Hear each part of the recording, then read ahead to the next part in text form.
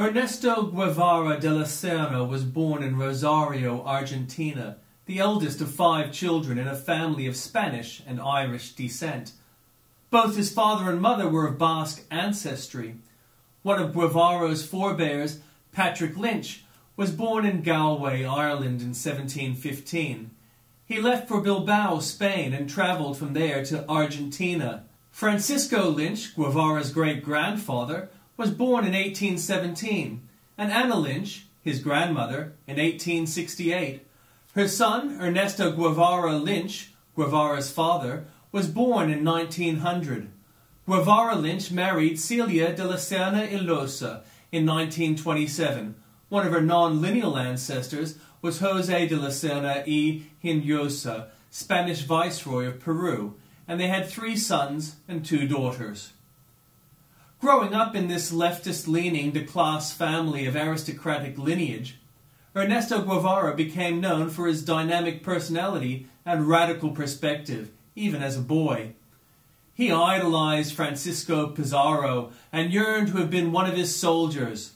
Though suffering from the crippling bouts of asthma that were to afflict him throughout his life, he excelled as an athlete. He was an avid rugby union player despite his handicap, and earned himself the nickname Fuser, a contraction of El Furibondo, the Raging, and his mother's surname, Serna, for his aggressive style of play.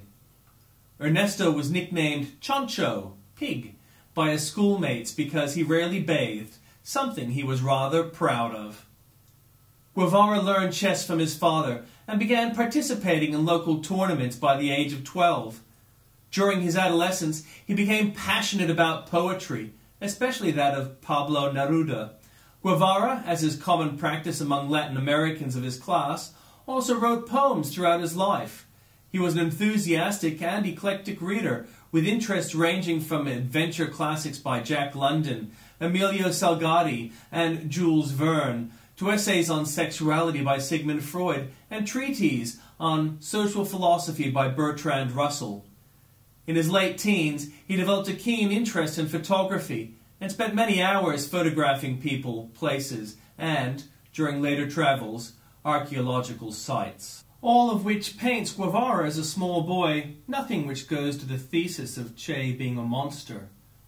Many leftist families have productive, hard-working and honest sons. Che's play on the rugby field was a legitimate play. Pablo Neruda was a gifted poet, although a sad politician. Reading great classics has been known to inspire great thoughts and deeds.